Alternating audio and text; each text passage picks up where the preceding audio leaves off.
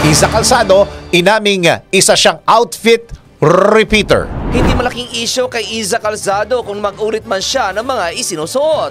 Sa katunayan umano ay recycled ang suot niya sa recognition dinner ng Cosmopolitan Philippines Women of Excellence 2024 kung saan siya tumanggap na The Inspiring Voice Award. Ayon sa aktres, madalas siyang mag-ulit ng suot dahil ang mahal umano ng mga damit ngayon.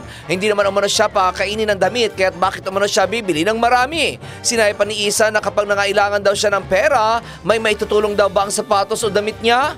Anya na-realize niya raw ang lahat noong nagkaroon siya ng COVID-19 kung saan wala umanong nagawa ang mga binili niyang sapatos para tulungan siya. Dito niya raw na-realize na dapat ay sakto lamang dapat ang bilhin para sa sarili kung saan natutunan niya raw ito in a hard way.